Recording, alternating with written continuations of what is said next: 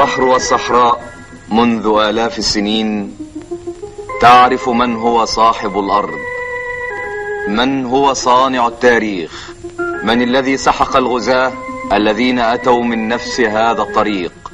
إنه الإنسان المصري، مبدع أقدم حضارة عرفها بنو البشر.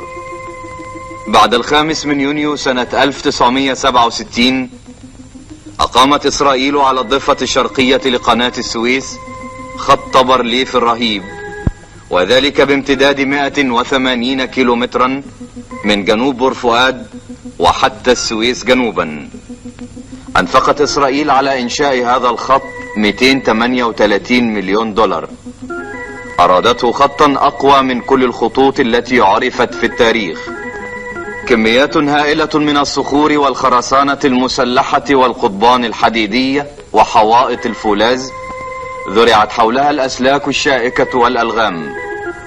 وفي داخل مواقع الخط أحدث الأسلحة وأشدها فتكا وتدميرا.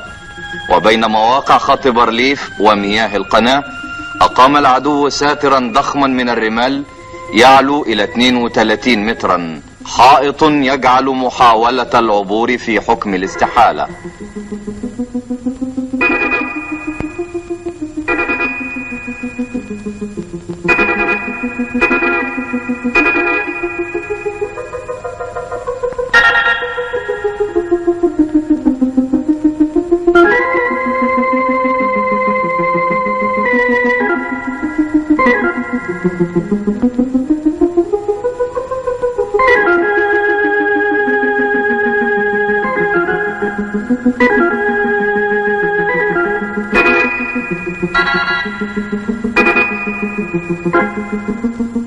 وفي حملة نفسية ضارية أكد قادة إسرائيل قدرة خط بارليف المنيعة وعدم إمكانية اختراقه مهما كانت قدرة القوات المهاجمة.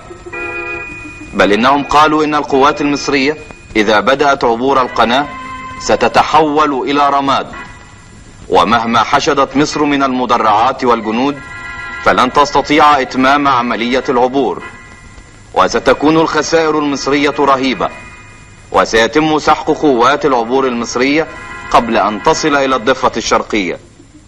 بل إنهم قالوا إن إسرائيل ستقوم بضرب قوات العبور المصرية قبل أن تصل إلى الضفة الغربية لقناة السويس وقبل أن تبدأ في عبور القناة. وعاش شعبنا تلك الفترة بالصبر والصمت يرصد كل تحركات العدو.